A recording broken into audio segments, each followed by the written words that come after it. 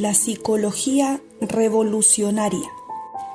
Los maestros y maestras de escuelas, colegios y universidades deben estudiar profundamente la psicología revolucionaria que enseña el movimiento gnóstico internacional. La psicología de la revolución en marcha es radicalmente diferente a todo cuanto antes se conoció con este nombre. Fuera de toda duda, podemos decir, sin temor a equivocarnos, que en el curso de los siglos que nos han precedido, desde la noche profunda de todas las edades, jamás la psicología había caído tan bajo como actualmente en esta época de rebeldes sin causa y caballeritos del rock.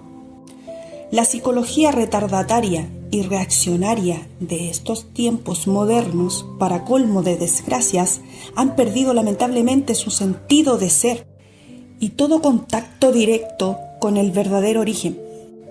En estos tiempos de degeneración sexual y total deterioro de la mente, ya no solamente se hace imposible definir con entera exactitud el término psicología, sino además se desconocen verdaderamente las materias fundamentales de la psicología. Quienes suponen equivocadamente que la psicología es una ciencia contemporánea de última hora, están realmente confundidos porque la psicología es una ciencia antiquísima que tiene su origen en las viejas escuelas de los misterios arcaicos. Al tipo del snob, al bribón ultramoderno, al retardatario, le resulta imposible definir eso que se conoce como psicología, porque a excepción de esta época contemporánea es obvio que la psicología jamás existió bajo su propio nombre debido a que por tales o cuales motivos siempre fue sospechosa de tendencias subversivas de carácter político o religioso y por ello se vio en la necesidad de disfrazarse con múltiples ropajes. Desde los antiguos tiempos, en los distintos escenarios del teatro de la vida, la psicología representó siempre su papel, disfrazada inteligentemente con el ropaje de la filosofía. A las orillas del Ganges, en la India sagrada de los Vedas, desde la noche aterradora de los siglos, existen formas de yoga que en el fondo vienen a ser pura psicología experimental de altos vuelos. Las 7 yogas han sido descritas siempre como métodos, procedimientos o sistemas filosóficos. En el mundo árabe, las sagradas enseñanzas de los sufís, en parte metafísicas, en parte religiosas, son realmente de orden totalmente psicológico. En la vieja Europa podrida hasta el tuétano de los huesos con tantas guerras, prejuicios raciales, religiosos, políticos, etc., todavía hasta finales del siglo pasado, la psicología se disfrazó con el traje de la filosofía para poder pasar desapercibida. La filosofía, a pesar de todas sus divisiones y subdivisiones, como son la lógica, la teoría del conocimiento, la ética, la estética, etc., es fuera de toda duda en sí misma autorreflexión evidente, cognición mística del ser, funcionalismo cognoscitivo de la conciencia despierta. El error de muchas escuelas filosóficas consiste en haber considerado a la psicología como algo inferior a la filosofía, como algo relacionado únicamente con los aspectos más bajos y hasta triviales de la naturaleza humana. Un estudio comparativo de religiones nos permite llegar a la conclusión lógica de que la ciencia de la psicología siempre estuvo asociada en forma muy íntima a todos los principios religiosos. Cualquier estudio comparativo de religiones viene a demostrarnos que en la literatura sagrada más ortodoxa de diversos países y diferentes épocas existen maravillosos tesoros de la ciencia psicológica. Investigaciones de fondo en el terreno del gnosticismo, nos permiten hallar esa maravillosa compilación de diversos autores gnósticos que viene de los primeros tiempos del cristianismo y que se conoce bajo el título de Philokalia, usada todavía en nuestros días en la Iglesia Oriental, especialmente para instrucción de los monjes. Fuera de toda duda y sin el más mínimo temor a caer en engaños, podemos afirmar enfáticamente que la Philokalia es esencialmente pura psicología experimental. En las antiguas escuelas de misterios de Grecia, Egipto, Roma, India, Persia, México, Perú, Asiria, Caldea, etcétera, etcétera, la psicología siempre estuvo ligada a la filosofía, al arte objetivo real, a la ciencia y a la religión. En los antiguos tiempos, la psicología se ocultaba inteligentemente entre las formas graciosas de las danzarinas sagradas, o entre el enigma de los extraños jeroglíficos o las bellas esculturas, o en la poesía, o en la tragedia, y hasta en la música deliciosa de los templos. Antes de que la ciencia, la filosofía, el arte y la religión se separaran para virar independientemente, la psicología reinó soberana en todas las antiquísimas escuelas de misterios. Cuando los colegios iniciáticos se cerraron debido al Kali Yuga o Edad Negra en que todavía estamos, la psicología sobrevivió entre el simbolismo de las diversas escuelas esotéricas y pseudoesotéricas del mundo moderno y muy especialmente entre el esoterismo gnóstico. Profundos análisis e investigaciones de fondo nos permiten comprender con toda claridad meridiana que los distintos sistemas y doctrinas psicológicas que existieron en el pasado y que existen en el presente se pueden dividir en dos categorías. Primera, las doctrinas tal como muchos intelectuales las suponen. La psicología moderna pertenece de hecho a esta categoría. La segunda, las doctrinas que estudian al hombre desde el punto de vista de la revolución de la conciencia. Estas últimas son en verdad las doctrinas originales, las más antiguas.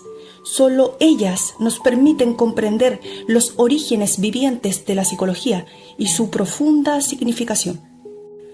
Cuando todos nosotros hayamos comprendido en forma íntegra y en todos los niveles de la mente cuán importante es el estudio del hombre desde el nuevo punto de vista de la revolución de la conciencia, entenderemos entonces que la psicología es el estudio de los principios, leyes y hechos íntimamente relacionados con la transformación radical y definitiva del individuo.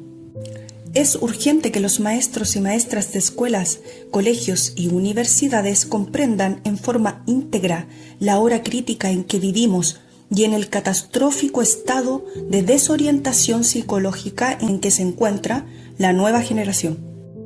Es necesario encauzar a la nueva ola por el camino de la revolución de la conciencia, y esto solo es posible mediante la psicología revolucionaria de la educación fundamental. Rebeldía psicológica. Quienes se han dedicado a viajar por todos los países del mundo con el propósito de estudiar en detalles a todas las razas humanas han podido comprobar por sí mismos que la naturaleza de este pobre animal intelectual equivocadamente llamado hombre es siempre la misma, ya sea en la vieja Europa o en el África cansada de tanta esclavitud, en la tierra sagrada de los Vedas o en las Indias occidentales, en Austria o en la China. Este hecho concreto, esta tremenda realidad que asombra a todo hombre estudioso, puede especialmente verificarse si el viajero visita escuelas, colegios y universidades. Hemos llegado a la época de producción en serie. Ahora todo se produce en cinta sucesiva y en gran escala. Series de aviones, carros, mercancías de lujo, etc. Aunque resulte un poco grotesco, es muy cierto que las escuelas industriales, universidades, etc., se han convertido también en fábricas intelectuales de producción en serie. Por estos tiempos de producción en serie, el único objetivo en la vida es encontrar seguridad económica. La gente le tiene miedo a todo y busca seguridad. El pensamiento independiente por estos tiempos de producción en serie se hace casi imposible porque el moderno tipo de educación se basa en meras conveniencias. La nueva ola vive muy conforme con esta mediocridad intelectual. Si alguien quiere ser diferente, distinto a los demás, todo el mundo lo descalifica, todo el mundo lo critica, se le hace el vacío, se le niega el trabajo, etc. El deseo de conseguir el dinero para vivir y divertirse, la urgencia de alcanzar éxito en la vida, la búsqueda de seguridad económica, el deseo de comprar muchas cosas para presumir ante los demás, etc., le marcan el alto al pensamiento puro, natural y espontáneo. Se ha podido comprobar totalmente que el miedo embota la mente y endurece el corazón. Por estos tiempos de tanto miedo y búsqueda de seguridad, las gentes se esconden en sus cuevas, en sus madrigueras, en su rincón, en el lugar donde creen que pueden tener más seguridad, menos problemas, y no quieren salir de allí. Le tienen terror a la vida, miedo a las nuevas aventuras, a las nuevas experiencias, etc. Toda esta tan cacareada educación moderna se basa en el miedo y la búsqueda de seguridad. La gente está espantada, le tiene miedo hasta su propia sombra. Las gentes le tienen terror a todo, temen salir de las viejas normas establecidas, ser distintos a las otras gentes, pensar en forma revolucionaria, romper con todos los prejuicios de la sociedad decadente, etc. Afortunadamente viven en el mundo unos pocos sinceros y comprensivos que de verdad desean examinar profundamente todos los problemas de la mente, pero en la gran mayoría de nosotros ni siquiera existe el espíritu de inconformidad y rebeldía. Existen dos tipos de rebeldía que están ya debidamente clasificados. Primero, rebeldía psicológica violenta. Segundo, rebeldía psicológica profunda de la inteligencia. En el primer tipo de rebeldía es reaccionario, conservador y retardatario. El segundo tipo de rebeldía es revolucionario. En el primer tipo de rebeldía psicológica encontramos al reformador, que remienda trajes viejos y repara muros de viejos edificios para que no se derrumben. El tipo regresivo, el revolucionario de sangre y aguardiente, el líder de los cuartelazos y golpes de Estado. El hombre de fusil al hombro, el dictador que goza llevando el paredón a todos los que no acepten sus caprichos y sus teorías. En el segundo tipo de rebeldía psicológica encontramos a Buda, a Jesús, a Hermes, al transformador, al rebelde inteligente, al intuitivo, a los grandes paladines de la revolución de la conciencia, etc. Aquellos que solo se educan con el absurdo propósito de escalar magníficas posiciones dentro de la colmena burocrática, subir, trepar al tope de la escalera, hacerse sentir, etc., carecen de verdadera profundidad. Son imbéciles por naturaleza, superficiales, huecos. Ya está comprobado hasta la saciedad que cuando en el ser humano no existe verdadera integración de pensamiento y sentimiento, aunque hayamos recibido una gran educación, la vida resulta incompleta, contradictoria, aburridora y atormentada por innumerables temores de todo tipo. Fuera de toda duda y sin temor a equivocarnos, podemos afirmar enfáticamente que sin educación integral, la vida resulta dañosa, inútil y perjudicial. El animal intelectual tiene un ego interno compuesto, desgraciadamente, por distintas entidades que se fortifican con la educación equivocada. El yo pluralizado que cada uno de nosotros lleva dentro es la causa fundamental de todos nuestros complejos y contradicciones. La educación fundamental debe enseñar a las nuevas generaciones nuestra didáctica psicológica para la disolución del yo. Solo disolviendo las varias entidades que en su conjunto constituyen nuestro ego, podemos establecer en nosotros un centro de gravedad permanente de conciencia individual. Entonces seremos íntegros. Mientras exista dentro de cada uno de nosotros el yo pluralizado, no solamente nos amargaremos la vida a sí mismos, sino que también se la amargaremos a los demás. ¿De qué vale que estudiemos derecho y nos hagamos abogados si perpetuamos los pleitos? ¿De qué vale acumular en nuestra mente muchos conocimientos si nosotros continuamos confundidos?